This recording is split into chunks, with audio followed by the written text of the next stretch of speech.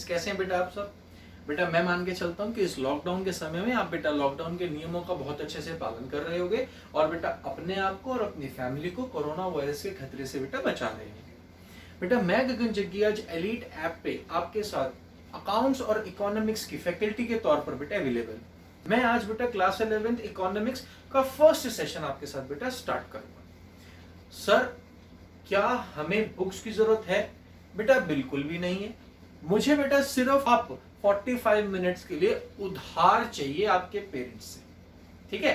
आप बेटा आने वाले अगले 45 मिनट्स के लिए बेटा मेरे हो गए हो। आप बेटा जो कुछ भी बोर्ड पर देखोगे सुनोगे आज बेटा इस क्लास में, उसको बेटा अच्छे से समझना। कोई डाउट रह जाए तो ये मेरा व्हाट्सएप नंबर है, आप बेटा मुझसे पूछ सकते हो, ठीक है? Without wasting much of time बेटा आज की क्लास हम स्टार्ट करते हैं। आज की क्लास है बेटा इकोनॉमिक्स का इंट्रोडक्टरी सेशन क्लास 11। बेटा इकोनॉमिक्स की जब भी मैं बात करता हूं ना तो बेटा यहां पर चाणक्य का जिक्र ना हो ऐसा नहीं हो सकता, क्योंकि बेटा Chanakya was one of the greatest economist ever we had. बेटा आप इस बात को समझिए, अगर आप आज इकोनॉमिक्स पढ़ रहे हो या पढ़ने की शुरुआत कर रहे हो तो बेटा हम कुछ ऐसा सीखेंगे जिस चीज में चाणक्य की मास्टरी थी। तो बेटा ये बहुत ही ज्यादा इंटरेस्टिंग सब्जेक्ट है। डिपेंड करता है कि आप कितने अच्छे तरीके से इस सब्जेक्ट को समझने की कोशिश करते हैं। बेटा आज की क्लास का मेरा पहला टॉपिक, मेरा पहला क्वेश्चन जो किसी भी स्टूडेंट के माइंड में आना चाहिए कि sir what is economics. Sir आज आप ये सेशन हमारे से सर कंडक्ट कर रहे हो, सर आपने हमें हमारे माँ बाप से उधार मांग लिया है आने वाले 45 मिनट्स के लिए, तो सर हम पढ़ने क्या वाले हैं? बेटा हम पढ़ने वाले हैं इकोनॉमिक्स। इकोनॉमिक्स बेटा क्या है? इकोनॉमिक्स बेटा एक ऐसा सब्जेक्ट है जो आपको बताता है कि आपने अपने रिसोर्सेज की ऑप्टिमम यूटिलाइजेशन कैसे करनी है। बेटा आप अपने फादर से आज कह दो, इस लॉकडाउन के समय में कह दो कि आपको 10,000 रुपीज का नया मोबाइल फोन खरीदना है, बेटा क्या वो खरीद के देंगे? कुछ बच्चे इसका आंसर अपने आप जानते हैं कि आपके फादर अभी इस लॉकडाउन के समय में आपको 10,000 रुपीज का खर्चा करने से मना कर देंगे।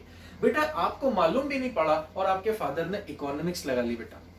बेटा उन्होंने अपने रिसोर्स का बेस्ट यूटिलाइजेशन अपने माइंड में सोच लिया। वो बेटा ये सोचने में कामयाब हो गए कि लॉकडाउन अभी कब तक चलेगा, कोई श्योरिटी नहीं है, इसीलिए 10,000 रुपीज मोबाइल फोन में इन्वेस्ट कर देना बेटा उनको अभी सूटेबल नहीं लग रहा। यही बेटा इकोनॉमिक्स है। इकोनॉमिक्स बेटा हमें बताती है कि हमें अपने रिसोर्सेज का बेस्ट यूटिलाइजेशन कैसे करना है। तो आइए बेटा आज की क्लास का हमारा पहला क्वेश्चन है, व्हाट इज इकोनॉमिक्स? इकोनॉमिक्स क्या है? इकोनॉमिक्स क्या है? Economics is a subject matter of study. Economics बेटा एक ऐसा सब्जेक्ट है जो हमें पढ़ना पड़ेगा, हमें बेटा समझना पड़ेगा। हमें बेटा ये सब्जेक्ट क्यों समझना पड़ेगा? इसका रीजन है because it deals with the allocation of resources. Sir resources मतलब बेटा रिसोर्सेज तो आप जानते हो, आपका टाइम आपका रिसोर्स है, बेटा मनी हमारा रिसोर्स है, वाटर हमारा रिसोर्स है। हमेशा बेटा कहा जाता है save water, save time, save money, है ना? ये बातें बेटा आपने सुनी है। ये बातें बेटा आपने इसीलिए सुनी है क्योंकि रिसोर्स होते हैं बेटा लिमिटेड और इनके जो यूजेस होते हैं वो बेटा कई सारे होते हैं, है ना? अब आप एक बात सोचो बेटा, बेटा किसी भी फैमिली में एक बजट होता है। बजट यानी कि मंथली उस फैमिली में कितना इनकम होना है। बेटा इस इनकम से खर्चे कई सारे होने हैं। जैसे आप देख सकते हैं बेटा एक फैमिली की मंथली इनकम में से हमें बेटा हाउस का रेंट भी देना है, नहीं तो घर की ईएमआई देनी है, हमें बेटा इलेक्ट्रिसिटी का बिल देना है, हमें बेटा फोन का बिल देना है, हमें बेटा बच्चों की स्कूल की फीस देनी है, बच्चों की ट्यूशन की फीस देनी है, कोई बेटा अगर ओल्ड एज है तो उसकी मेडिसिन का बेटा खर्चा करना है। इस तरीके के बेटा खर्चे किसी भी फैमिली के अंदर होते हैं। अब आप देखो इस फैमिली के पास मनी लिमिटेड है मगर इससे होने वाले बेटा खर्चे अनलिमिटेड है। बेटा ये जो बैलेंस मेंटेन होगा इन दोनों के बीच में ये बेटा इकोनॉमिक्स की मदद से ही मेंटेन होता है। इसीलिए बेटा मैंने आपसे कहा था कि इकोनॉमिक्स पढ़ना बहुत ज्यादा जरूरी है। इकोनॉमिक्स बेटा एक ऐसा सब्जेक्ट है जो हमें पढ़ना पड़ेगा। क्यों पढ़ना पड़ेगा? क्योंकि economics is a subject matter of study. It deals with the allocation of resources. ये हमें बताता है हमें अपने रिसोर्सेज को किस तरीके से यूटिलाइज करना है। It guides us the best way to utilise the limited resources. ये हमें बताता है कि हमें लिमिटेड रिसोर्सेज को अपनी अनलिमिटेड इच्छाओं की पूर्ति के लिए कैसे यूज करना है। बोलो बेटा कोई डाउट? क्लियर? हम बेटा डेली लाइफ में कई बार इकोनॉमिक्स लगा जाते हैं और हमें मालूम भी नहीं पड़ता।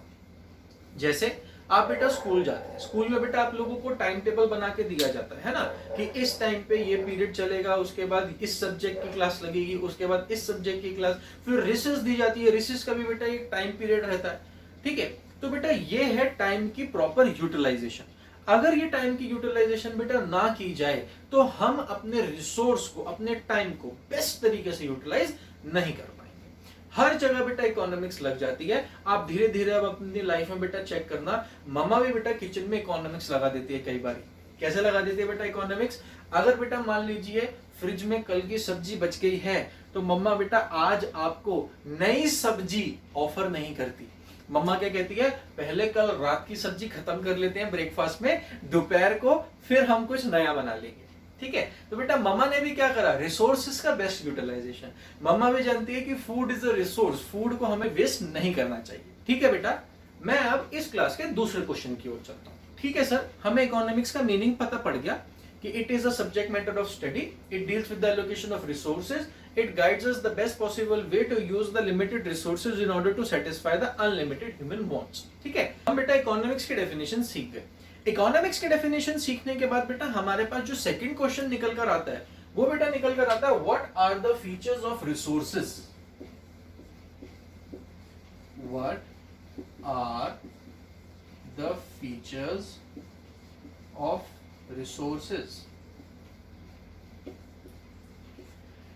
बेटा रिसोर्सेज के फीचर्स क्या हैं? बेटा आप जानते हो इसका आंसर, हमने बेटा अभी बात करी थी कि रिसोर्सेज, सबसे पहली बात क्या होते हैं बेटा, resources are limited, resources are limited. दूसरी बात बेटा रिसोर्सेज के यूज एक ही होते हैं या मैनी? फटाफट बताइए बेटा, रिसोर्सेज के यूज एक ही होते हैं या मैनी? मैनी होते हैं सर, शाबाश बेटा। पहली बात रिसोर्सेज आर लिमिटेड, दूसरी बात रिसोर्सेज हैव many uses, या फिर बेटा आप ऐसे भी कह सकते हैं resources have alternative uses। बेटा देखिए एग्जाम्पल के तौर पे बेटा मान लीजिए किसी फैमिली में 4 जन, उन 4 लोगों ने बेटा पूरा दिन 10 लीटर पानी में निकालना है। सर ये तो पॉसिबल ही नहीं है, क्योंकि सर 10 लीटर पानी में सर वो कितना पानी पिएंगे, कितना पानी नहाने के काम आएगा, कितना पानी खाना बनाने के काम आएगा, कितना पानी सर घर की साफ सफाई में काम आएगा, सर ये तो बहुत मुश्किल है। इसीलिए बेटा मैं इकोनॉमिक्स पढ़ता हूं, इसीलिए बेटा हम इस बात को समझते हैं कि रिसोर्सेज जो है वो लिमिटेड है ना, वाटर इज लिमिटेड और रिसोर्सेज हैव मेनी यूजेस। आपने बेटा खुद ने बोला कि सर 10 लीटर पानी में गुजारा नहीं हो सकता। बेटा 10 लीटर पानी में इसीलिए 4 लोगों का एक दिन का गुजारा नहीं हो पाएगा, क्योंकि sir water is used for drinking, water is used for bathing, water is used for cooking, water is used for washing clothes, water is used for many more things. Resources have alternative uses. अगर बेटा मैं अपना example थोड़ा सा change कर दूं और मैं ये बोलूं कि अगर 4 लोगों को एक दिन में ड्रिंकिंग वाटर सिर्फ 10 लीटर मिलेगा और उनको अपना एक दिन मैनेज करना है, क्या वो बेटा मैनेज कर पाएंगे? अब बेटा आप सोचोगे कि हाँ सर शायद इसमें मैनेज हो सकता है, क्योंकि बेटा मैंने इसमें कंडीशन डाल दी ड्रिंकिंग वाटर। कहने का मतलब अगर बेटा मेरे पास 10 लीटर्स ऑफ ड्रिंकिंग वाटर है और सर सिर्फ एक ही दिन की बात है 4 लोगों ने मैनेज करना है, तो दिस इज 2.5 लीटर्स पर पर्सन। तो सर आज का दिन तो वो जैसे तैसे मैनेज कर भी सकते हैं। बेटा हमें एक्चुअली दिक्कत क्या है? हमें बेटा फेस करनी पड़ती है economic problem. What is economic problem? बेटा economic problem is concerned with the allocation of resources, क्योंकि रिसोर्सेज ना लिमिटेड है। बेटा कितना अच्छा हो आप डेली सुबह उठो और आपके सामने 10 लाख रुपए तैयार आपका इंतजार कर रहे हो डेली सुबह। बेटा ऐसा अगर होगा तो मैं ये मानता हूं कि शायद किसी को भी कोई भी दिक्कत नहीं होगी, मगर ऐसा नहीं होता। हमारे पास बेटा रिसोर्सेज लिमिटेड होते हैं, इसीलिए बेटा हमें ये डिसीजन लेना पड़ता है कि हम अपनी कौन सी इच्छा को आज पूरा कर लें और कौन सी इच्छा को बेटा फ्यूचर पे छोड़ दें। ठीक है, इसीलिए बेटा हमें अपने रिसोर्सेज का बेस्ट यूटिलाइजेशन इकोनॉमिक्स ही बताता है कि हमें कैसे करना चाहिए। तो इसी के साथ ही बेटा हमारा सेकंड क्वेश्चन खत्म हो गया कि what are the features of resources. Resources के बेटा 2 फीचर्स हैं। पहला, resources are limited and resources have alternative uses. बेटा ह्यूमन वांट्स के भी 2 फीचर्स बेटा हमने सीखे थे। क्या? थर्ड क्वेश्चन आज की क्लास का बेटा हमारे पास नेक्स्ट क्वेश्चन है, what are the features of human wants. बेटा ह्यूमन वांट्स के भी दो फीचर हैं। एक फीचर आपको पता पड़ गया, शाबाश। एक फीचर आपको मालूम है क्या? Human wants are dash, human wants are unlimited. Good.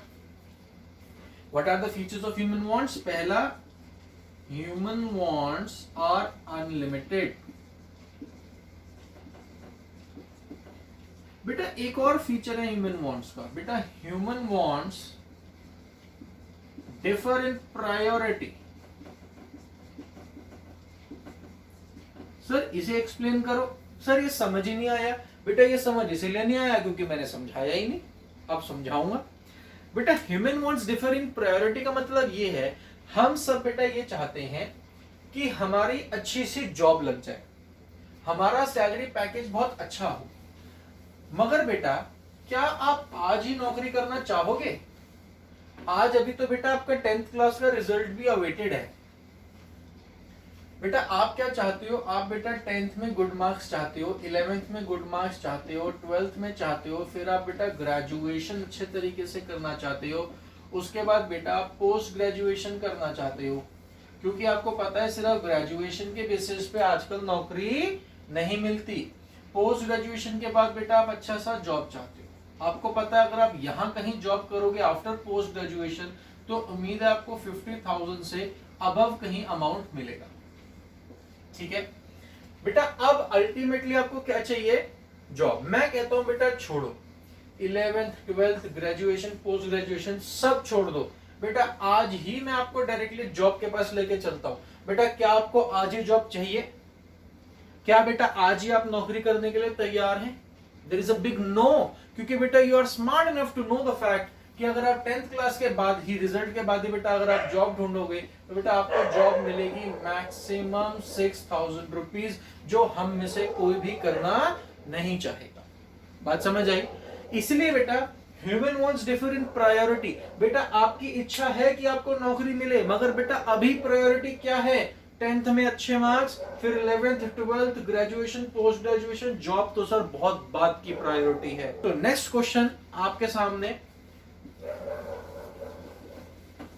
what is an economic problem or why do we face an economic problem? Next question बेटा हमारे पास क्या है? what is an economic problem or why do we face an economic problem? Economic problem क्या है और हम इसे face क्यों करते हैं? Economic problem is the problem which deals with the allocation of resources in the presence of scarcity of resources. क्या बेटा ये एक प्रॉब्लम है जो हमें फेस करनी पड़ती है क्योंकि हमें रिसोर्सेज को एलोकेट करना है, और एलोकेट करने की दिक्कत इसलिए क्योंकि रिसोर्सेज लिमिटेड है। बेटा आप इस बात को समझो, अगर बेटा मेरे पास अनलिमिटेड रिसोर्सेज होते तो बेटा शायद मुझे इकोनॉमिक्स पढ़ने की जरूरत भी ना होती, मगर बेटा मेरे पास रिसोर्सेज क्या है? लिमिटेड हैं, और उससे पूरे होने वाले ह्यूमन वांट्स क्या है? अनलिमिटेड है। इसलिए बेटा मेरे को इकोनॉमिक प्रॉब्लम फेस करनी पड़ती है। तो what is an economic problem? It is the problem of choice in the presence of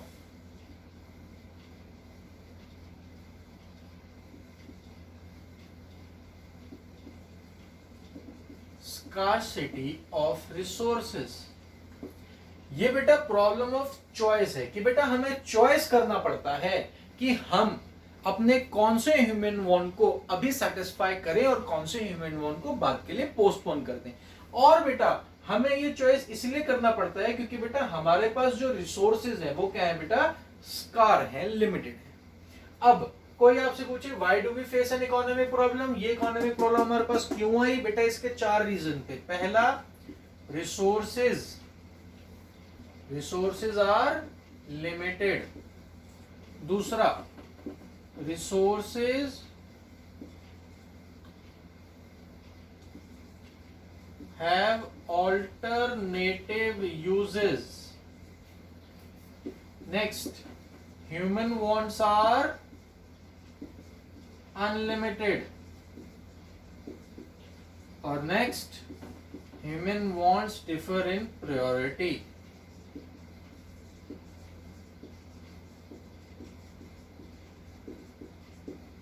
बेटा अभी तक हमने जितनी भी बातें करी वो कुछ कंसेप्ट्स के अराउंड घूम रही थी, वही सिमिलर से कंसेप्ट्स बेटा बार बार निकल कर आ रहे थे। इसीलिए बेटा अब मैं अपनी क्लास का रुख कुछ नए कंसेप्ट की तरफ मोड़ता हूं। मैं आपके साथ बेटा आज चैप्टर स्टार्ट कर रहा हूं डिमांड। डिमांड बेटा बहुत इंपॉर्टेंट चैप्टर है माइक्रो इकोनॉमिक्स का।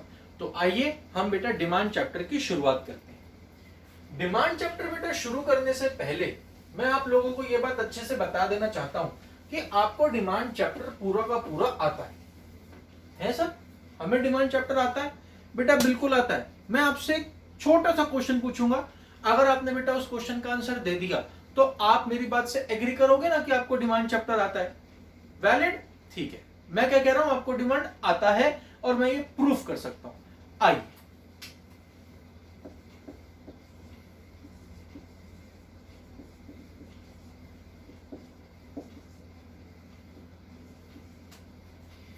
बेटा मेरा आपसे ये क्वेश्चन है कि मान लीजिए बेटा आप पेन खरीदने मार्केट में गए। बेटा आप 10 रुपीज का पेन खरीदने गए थे, आप 10 क्वांटिटी खरीदने गए थे। क्या आप बेटा 10 रुपए वाले पेन के 10 यूनिट लेने गए थे? आप बेटा मार्केट में गए और आपको मालूम पड़ा 10 रुपीज वाले पेन का प्राइस बढ़कर हो गया बेटा 20।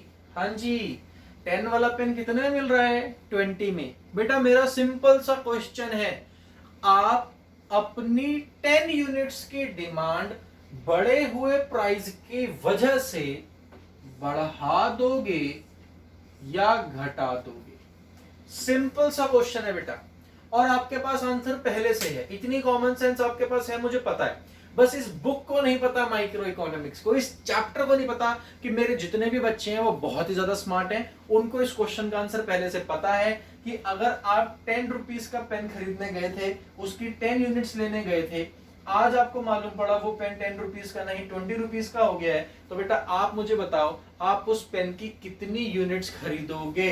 10 से ज्यादा या अब 10 यूनिट्स से कम यूनिट्स खरीदेंगे आप? वेरी गुड, बच्चों ने बड़ी क्लेवरली आंसर दे दिया कि सर अब हम 10 से कम यूनिट्स खरीदेंगे, क्योंकि सर जब भी प्राइस इंक्रीज होता है तो सर डिमांड डिक्रीज हो जाती है, और सर अगर प्राइस डिक्रीज होता है तो डिमांड इंक्रीज हो जाती है।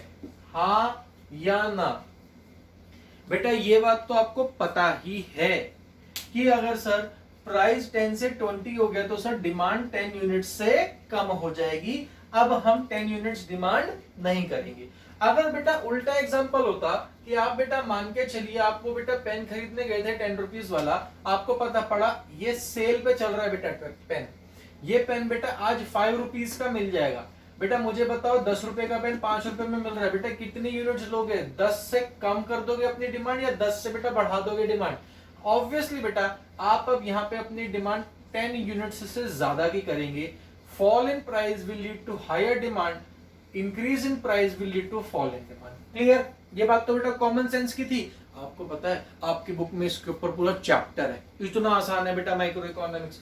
और सुनो बेटा, वो यहां पर इसको ऐसे लिखते हैं, वो कहते हैं लॉ ऑफ डिमांड। बेटा वो ना बड़ी मुश्किल से स्टेटमेंट भी यूज करते हैं। बेटा मैं आपके सामने स्टेटमेंट लिख रहा हूं, डरेंगे बिल्कुल नहीं। वो बेटा क्या कहते हैं? There is an inverse relationship between price and quantity demanded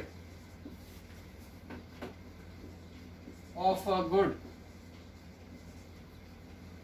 There is an inverse relationship between price and quantity demanded of a good, being other factors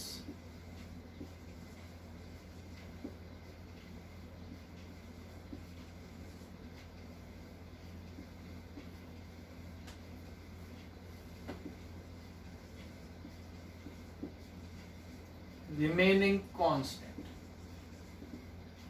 being other factors remaining constant। बेटा आपकी book क्या कहती है? आपकी book बेटा law of demand को कुछ इस तरीके से एक्सप्रेस करती है, इस कॉमन सी बात को बेटा इन शब्दों में एक्सप्रेस करती है। क्या बेटा? आपकी बुक कहती है there is an inverse relationship. अब बुक को क्या पता, बुक को क्या पता कि बच्चों को जैसे ही बोल दो रिलेशनशिप, बच्चे कहते हैं रणबीर कपूर और आलिया भट्ट। बेटा ऐसा नहीं सोचना आप लोगों ने, बेटा ऐसे गंदी बातें नहीं करनी।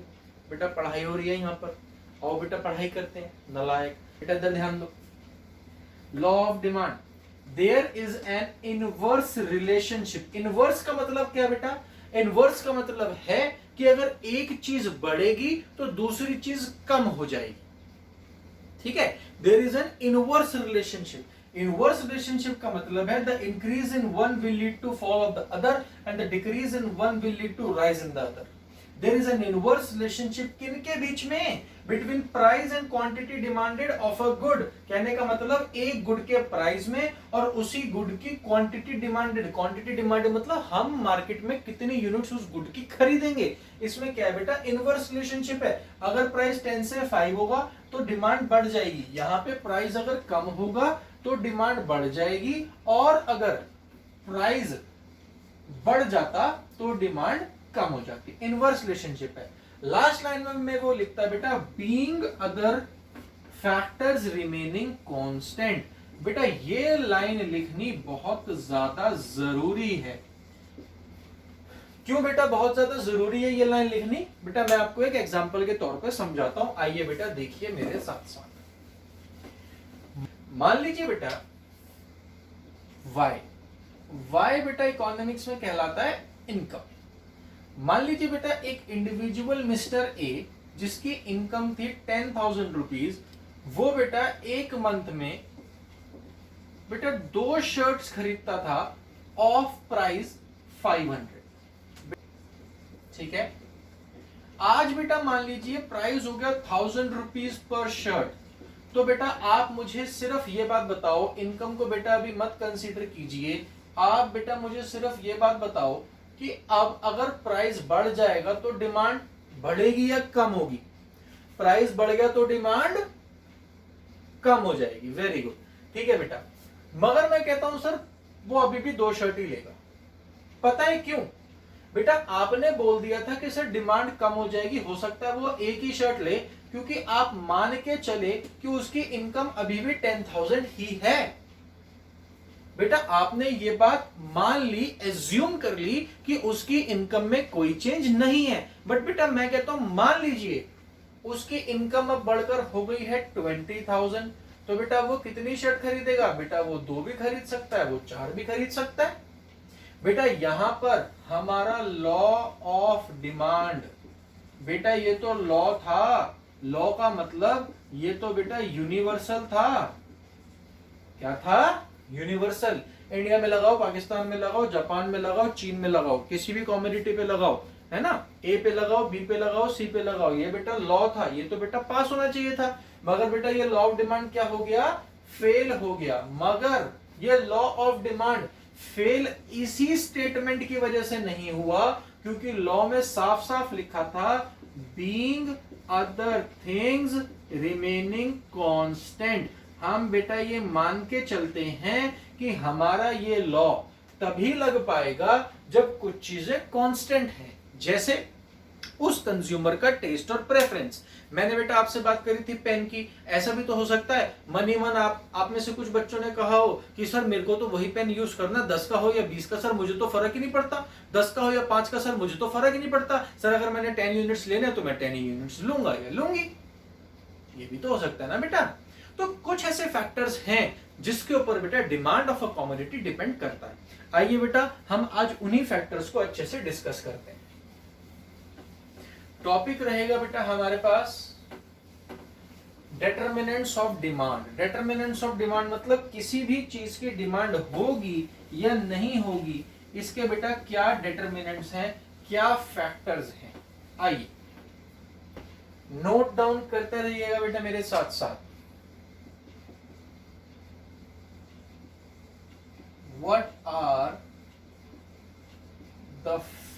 Factors affecting demand of a commodity और explain the determinants of demand.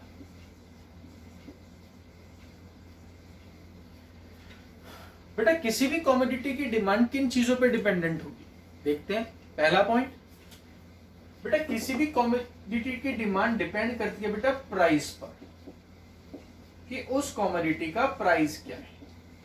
बेटा मान लीजिए कि एक शर्ट का प्राइस ₹1000 है और बेटा दूसरी शर्ट का प्राइस ₹1,00,000 है।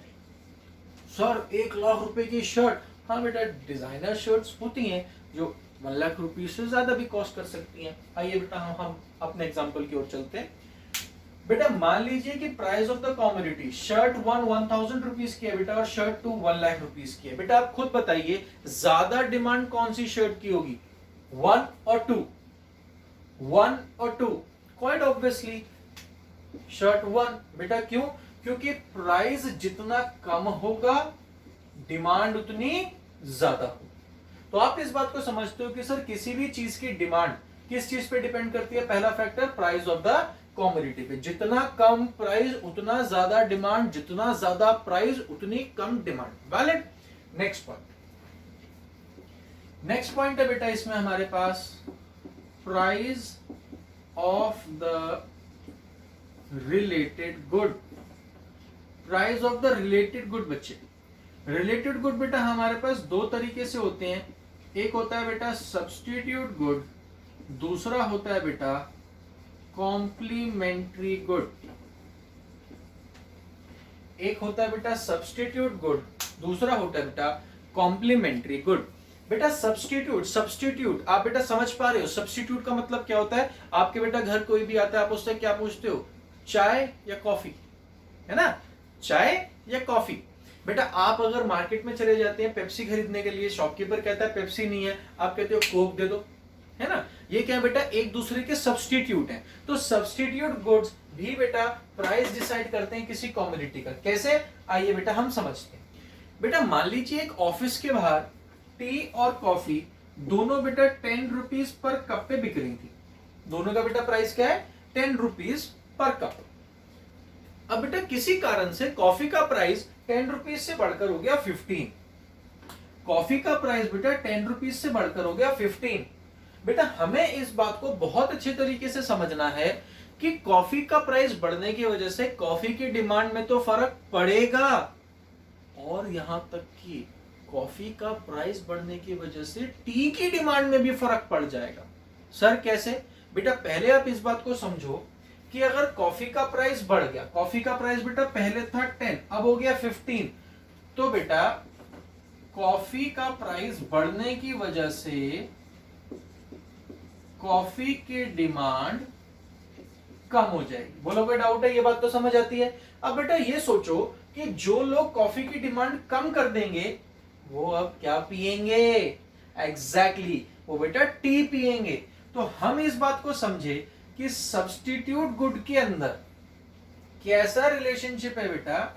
सब्स्टिट्यूट गुड के अंदर आप इस बात को कह सकते हो increase in price of one good, increase in price of one good will increase the demand of the other. Substitute good का बेटा एग्जांपल हमारे पास क्या था? टी और कॉफी। हम आपके साथ क्या डिस्कस कर रहे हैं? हम आपके साथ बेटा डिस्कस कर रहे हैं डिटरमिनेंट्स ऑफ डिमांड, कि कोई प्रोडक्ट बिकेगा या नहीं बिकेगा ये किस चीज पे डिपेंड करता है। पहली बात प्राइस ऑफ द कमोडिटी। अगर बेटा उस कमोडिटी का प्राइस ज्यादा है तो उसकी डिमांड कम रहेगी, अगर उस कमोडिटी का प्राइस कम है तो उसकी डिमांड ज्यादा रहेगी। Fair enough. सेकंड बेटा हमारे पास पॉइंट है price of the related good. Related good में बेटा हमारे पास दो तरीके के गुड हैं, सब्स्टिट्यूट गुड और कॉम्प्लीमेंट्री गुड। फिलहाल हम सब्स्टिट्यूट गुड की बेटा बात कर रहे हैं कि एक कॉमोडिटी की जगह हम दूसरी कॉमोडिटी जहां सब्स्टिट्यूट कर लेते हैं वो होते हैं बेटा सब्स्टिट्यूट गुड। जैसे चाय नहीं मिली तो कॉफी पी ली, पेप्सी नहीं मिली तो बेटा कोक पी लिया, है ना, इस तरीके से। बेटा अगर 10 रुपीज की कॉफी थी और 10 रुपीज की ही टी थी, मगर बेटा किसी कारणवश 10 रुपीज की कॉफी का प्राइस बेटा बढ़कर हो गया 15, कॉफी का बेटा प्राइस बढ़ गया। अब आप इस बात को भी जानते हो कि लॉ ऑफ डिमांड के अनुसार अगर किसी चीज का प्राइस बढ़ जाएगा तो उसकी डिमांड कम हो जाएगी। तो बेटा जो लोग कॉफी पीना बंद कर देंगे वो अब क्या पियेंगे, वो पियेंगे बेटा टी। इसीलिए मैं ये कह रहा था कि increase in price of one good will increase the demand of the other. बेटा टी की डिमांड टी के प्राइस पे तो डिपेंडेंट है ही, इनफैक्ट कॉफी के प्राइस पे भी डिपेंडेंट है। आइए बेटा आगे चलते हैं। Complementary good. कॉम्प्लीमेंट्री गुड बेटा क्या होते हैं? कॉम्प्लीमेंट्री गुड वो गुड्स होते हैं बेटा जिनकी डिमांड एक दूसरे के बिना नहीं हो सकती। जैसे अगर बेटा आप कार डिमांड करोगे तो बेटा आपको पेट्रोल की आवश्यकता पड़ेगी ही पड़ेगी। अगर बेटा पेट्रोल का प्राइस बढ़ जाएगा तो बताओ ऐसी गाड़ियां जो बेटा पेट्रोल से चलती हैं उनकी डिमांड बढ़ जाएगी या कम हो जाएगी? बेटा अगर मार्केट में पेट्रोल का प्राइस बढ़ रहा है तो people will switch to CNG cars, diesel cars, हाँ या ना? आप इस बात को अच्छे से समझते हैं कि बेटा अगर पेट्रोल का प्राइस मार्केट में बढ़ जाएगा तो कार रनिंग की कॉस्ट बढ़ जाएगी, इसीलिए बेटा कोई भी इंडिविजुअल गाड़ियां कम खरीदेगा। बेटा कॉम्प्लीमेंट्री गुड्स के बीच में कैसा रिलेशनशिप हुआ? यहां पर बेटा आप कह सकते हो increase in price of one good will decrease the demand of the other। बोलिए बेटा कोई डाउट? क्लियर है? सर हम डाउट कैसे पूछें? बेटा ये रहा व्हाट्सएप नंबर, आप बेटा व्हाट्सएप करो, कोई भी डाउट है I will revert as soon as possible. बेटा इसके अलावा और भी कुछ फैक्टर्स हैं जो demand for a particular community को बेटा इन्फ्लुएंस करते हैं। जैसे थर्ड पॉइंट बेटा मैं आपके साथ डिस्कस करता हूं, income of a consumer. Income of the consumer.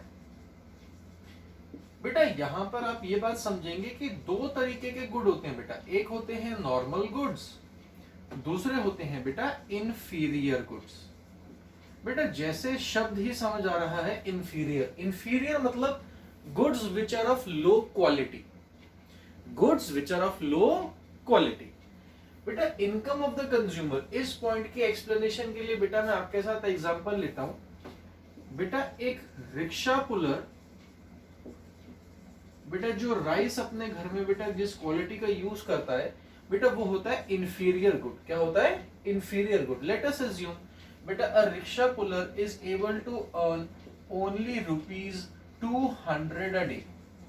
मतलब बेटा इसकी मंथली इनकम हमारे पास है सिर्फ ₹6000 पर मंथ। बेटा आप मुझे सोच समझ कर बताना कि बेटा अगर आज ये रिक्शा पुलर कन्वर्ट हो जाए एक ओला कैब ड्राइवर में तो बेटा हो सकता है इसकी मंथली इनकम बढ़ जाए, जो कि क्वाइट ऑब्वियस है। और बेटा ये 6000 रुपीज अ मंथ को छोड़कर कमाने लगे बेटा 30,000 रुपीज पर मंथ। तो बेटा अब मुझे बताओ अगर ये पहले लो क्वालिटी राइस खरीदा करता था, बेटा मैंने खुद ही आपको आंसर दे दिया, अगर ये 6000 रुपीज की इनकम पे एक पर्टिकुलर लो क्वालिटी का राइस खरीदा करता था तो क्या ये बेटा 30,000 रुपीज की इनकम पे भी उसी लो क्वालिटी का राइस खरीदेगा? The answer is quite obviously no. कि बेटा इंफीरियर गुड्स के केस में क्या होता है, वाई से मैंने आपको बताया था बेटा इनकम होती है इकोनॉमिक्स में, जैसे ही बेटा इनकम बढ़ेगी तो इंफीरियर गुड्स की डिमांड घट जाएगी। एंड बेटा वाइस वर्सा, मान लीजिए अगर किसी ओला कैब के ड्राइवर को, मान लीजिए बेटा किसी ओला कैब के ड्राइवर को 30,000 रुपीज पर मंथ की जगह अब सिर्फ बेटा 6,000 रुपीज पर मंथ की इनकम होने लगी तो बेटा उस पर्टिकुलर केस में इनकम जैसे ही कम होगी बेटा इंफीरियर गुड्स की डिमांड, लो क्वालिटी गुड्स की डिमांड बढ़ जाएगी। क्लियर? आगे चलते हैं। नॉर्मल गुड्स के लिए बेटा मैं आपसे एग्जांपल लेता हूं, मान लीजिए बेटा mister A 50,000 rupees per month कमाते हैं बेटा। बेटा ये शर्ट्स खरीदते हैं, इनके बेटा एक हैबिट है, ये हर मंथ में बेटा 4 न्यू शर्ट्स बेटा खरीद लाते हैं, ठीक है। मान लीजिए बेटा ये 50,000 रुपीज से बेटा इनका इंक्रीमेंट हो गया, इनकी सैलरी हो गई बेटा 80,000, तो बेटा शर्ट सब क्या ये 4 ही खरीदेंगे एक मंथ में? The answer is no. हो सकता है अब ये 6 शर्ट्स लेकर आए। मतलब नॉर्मल गुड्स के केस में क्या होता है बेटा, normal goods are those goods which have direct relationship with income. Income बढ़ेगी तो बेटा नॉर्मल गुड्स की डिमांड भी बढ़ जाएगी, इनकम बेटा अगर कम हो जाएगी तो नॉर्मल गुड्स की डिमांड भी कम हो जाएगी। मैंने तो बेटा पहले ही कहा था, डिमांड चैप्टर बेटा आप लोगों को आता है, इतनी कॉमन बातें तो बेटा आप जानते हो कि सर अगर इंफीरियर गुड्स का केस है, अगर सर कोई गुड लो क्वालिटी का है तो सर अगर मेरी इनकम बढ़ जाएगी तो सर मैं उस कमोडिटी की डिमांड को कम कर दूंगा, सर मैं वो लो क्वालिटी गुड आगे से कंज्यूम नहीं करूंगा। सर अगर किसी की इनकम कम हो जाएगी तो सर उसे लो क्वालिटी गुड की डिमांड बढ़ानी पड़ेगी। और नॉर्मल गुड के अंदर बेटा क्या है, normal good are those goods which have direct relationship with the income, कि बेटा इनकम बढ़ी तो इनकी डिमांड भी बढ़ जाती है, और अगर इनकम कम होगी तो इनकी डिमांड भी कम हो जाती है, ठीक है। नेक्स्ट बेटा इनकम ऑफ द कंज्यूमर के बाद हमारे पास बेटा और भी 2 पॉइंट्स हैं, इनफैक्ट और भी बेटा 2 पॉइंट्स हैं जो हमें ये बात एक्सप्लेन करेंगे कि वो डिमांड को कैसे इफेक्ट करते हैं। किसी भी कमोडिटी की डिमांड बेटा उसके प्राइस पर डिपेंडेंट है, अभी तक हमने ये सीखा। किसी भी कमोडिटी की डिमांड बेटा उसके रिलेटेड गुड के प्राइस पे भी डिपेंडेंट है, price of the substitute good और price of the complementary good. बेटा हमने आपके साथ income of the consumer deal करा, जिसमें हमारे पास नॉर्मल गुड और इंफीरियर गुड था। 4th पॉइंट जो बेटा आज की क्लास में मैंने आपके साथ डील करना है वो है बेटा taste and preference. Taste and preference. मान लीजिए बेटा आज अगर आपको मोबाइल परचेज करना है तो बेटा आपके पास बहुत सारे ऑप्शंस हैं बेटा। You can go with Nokia, you can go with Samsung, you can go with Apple, you can go with Oppo, you can go with Vivo, you can go with MI and so on etc. बहुत सारे options है बेटा आपके पास। बेटा आपको हर range में इन companies में बेटा ऑप्शंस मिल जाते हैं, हाँ या ना। अगर बेटा आप एक रेंज सेट करते हो 30,000 रुपीज, तो बेटा 30,000 की रेंज में आपको बेटा नोकिया में भी मोबाइल मिल जाएगा, सैमसंग में भी मिल जाएगा, ओप्पो में भी मिल जाएगा, वीवो, एमआई, एप्पल सभी में ऑलमोस्ट मिल जाएगा। मगर बेटा ये आपका टेस्ट है और आपकी प्रेफरेंस है। हो सकता है बेटा आपको सिर्फ सैमसंग के फोन पसंद आते हो सकता है बेटा आपको सिर्फ एप्पल के फोन पसंद आते हो। सिमिलरली बेटा अगर मैं शू परचेज करने की बात करूं, हो सकता है किसी को बेटा रिबॉक के ही शूज बेटा पसंद आते हैं, हो सकता है बेटा किसी को नाइकी के ही शूज बेटा पसंद आते हैं। बेटा it is all dependent on taste and preference. अगर बेटा किसी का टेस्ट पर्टिकुलर कम्युनिटी के लिए डेवलप हो गया, किसी की बेटा ब्रांड लॉयल्टी अगर किसी पर्टिकुलर कम्युनिटी के लिए डेवलप हो गई, तो बेटा यही फैक्टर डिटरमाइन करेगा कि वो पर्टिकुलर ब्रांड कितना बिकेगा। बात समझ आई बेटा? शायद यही एक सिंपल सा रीजन है कि हम एडवर्टाइजमेंट्स में बड़े बड़े बॉलीवुड सेलेब्स को देखते हैं जो बेटा इस तरीके के शूज, मोबाइल्स और भी कई तरीके की चीजें बेटा एंडोर्स करते हैं। Every brand try to create its own brand loyalty, ठीक है। नेक्स्ट पॉइंट बेटा, लास्ट पॉइंट है इस पर्टिकुलर टॉपिक का और हमारी क्लास का। नेक्स्ट पॉइंट है बेटा फ्यूचर एक्सपेक्टेशन रिगार्डिंग प्राइस।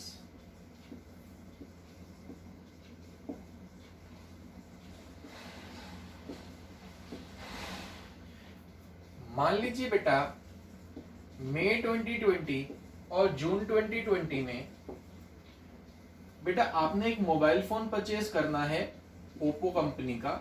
उसका प्राइस बेटा यहां पर है 20,000 और जून में बेटा उसका प्राइस हो जाएगा 80,000। आपको बेटा उम्मीद है कि बेटा सेल आ जाएगा और आपको ये मोबाइल फोन 10% डिस्काउंट पे मिलेगा।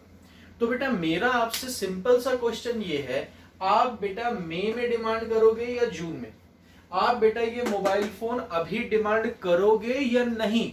सिंपल सा जवाब है सर जब सेल आएगी तभी लेंगे ना सर। तो बेटा हमें इस बात को समझना है कि अगर एक कंज्यूमर एक्सपेक्ट कर रहा है कि फ्यूचर में प्राइस कम हो जाएगा, अगर बेटा एक्सपेक्टेशन है कि फ्यूचर में प्राइस बढ़ जाएगा, तो बेटा हम अभी डिमांड भी बढ़ा देंगे, हम अभी डिमांड कर लेंगे।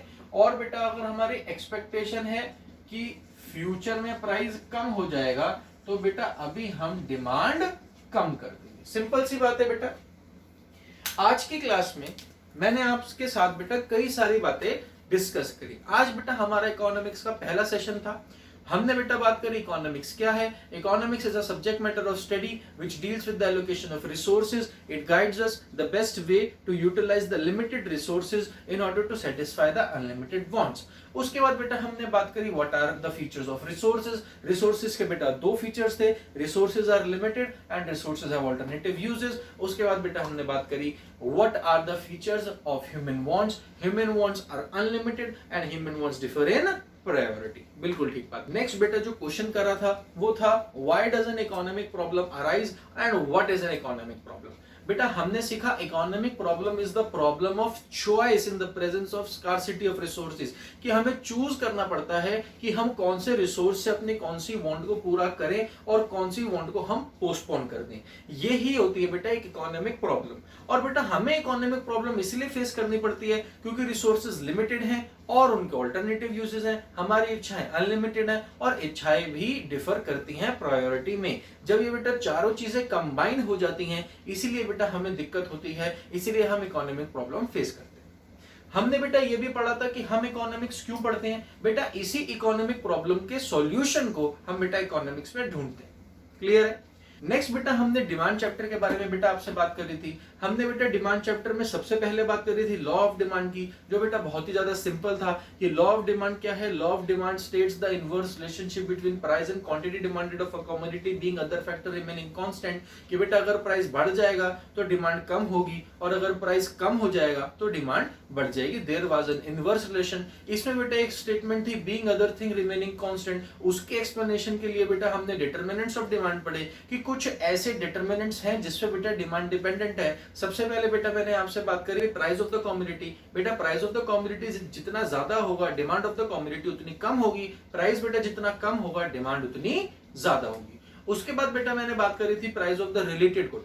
रिलेटेड गुड बेटा कॉम्प्लीमेंट्री गुड और सब्स्टिट्यूट गुड थे। फिर हमने बात करी थी बेटा इनकम ऑफ द कंज्यूमर की। उसके बाद बेटा हमने बात करी थी टेस्ट एंड प्रेफरेंस की। लास्ट पॉइंट बेटा हमने डिस्कस करा future expectation regarding the price of the commodity. I hope बेटा आपको ये सेशन अच्छे से समझ आ गया होगा। कोई भी बेटा डाउट है तो आप नीचे लिखे व्हाट्सएप नंबर पे कॉल करके बेटा अपना डाउट अच्छे से क्लियर कर सकते हैं। I am available on WhatsApp for your queries. ठीक है बेटा, that's all for today. Will meet you in the next session. Kindly stay tuned. Thanks for watching.